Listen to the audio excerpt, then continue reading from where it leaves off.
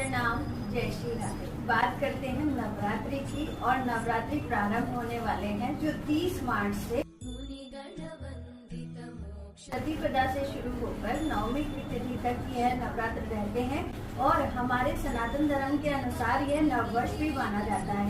अब हम आपको बताते हैं कि नारियल की स्थापना कैसे करते हैं। जैसे कि चैत्र नवरात्र प्रारंभ होंगे तो प्रातःकाल आप नारियल की स्थापना करिएगा, लेकिन नारियल किस दिशा में सही तरीके से रखा जाए यह आज आपको मैं बताने वाली हूँ।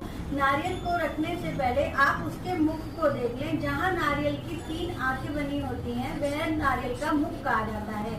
अगर नारियल का मुख आप किसी भी अपने कलश पर उल्टा करके रख देते हैं तो आपके शत्रु बढ़ जाते हैं। तो नारियल को कभी भी उल्टा करके कभी भी नहीं रखें। उसकी नोकीली चीज को कभी भी ऊपर ना करें। अगर आप नारियल के मुख को ऊपरी तरफ कर देते हैं तो आपके घर में रोग बढ़ जाते हैं।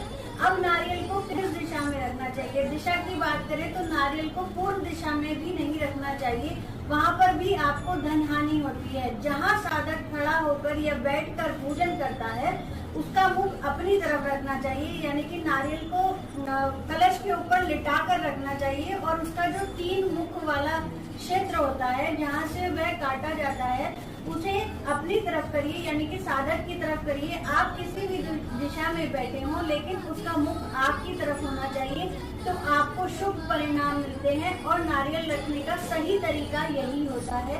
जय माता। प्रणाम, जय श्री राधे। बात करते हैं नवरात्रि की और नवरात्रि प्रारंभ होने वाले हैं जो 30 मार्च से प्रतिपदा से शुरू होकर नवमी की तिथि तक यह नवरात्र रहते हैं और हमारे सनातन धर्म के अनुसार यह नववर्ष भी माना जाता है।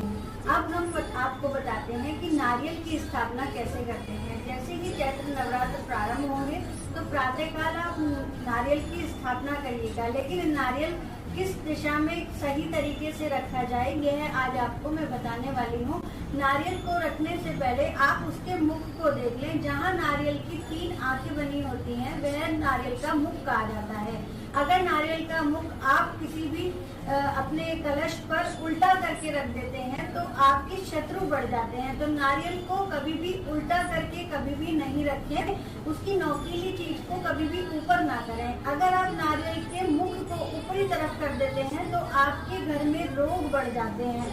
अब नारियल को किस दिशा में रखना चाहिए। दिशा की बात करें तो नारियल को पूर्व दिशा में भी नहीं रखना चाहिए, वहाँ पर भी आपको धन हानि होती है। जहाँ साधक खड़ा होकर या बैठकर पूजन करता है उसका मुख अपनी तरफ रखना चाहिए, यानी कि नारियल को कलश के ऊपर लिटा कर रखना चाहिए और उसका जो 3 मुख वाला क्षेत्र होता है जहाँ से वह काटा जाता है उसे अपनी तरफ करिए, यानी कि साधक की तरफ करिए। आप किसी भी दिशा में बैठे हों लेकिन उसका मुख आपकी तरफ होना चाहिए तो आपको शुभ परिणाम मिलते हैं और नारियल रखने का सही तरीका यही होता है। जय माता।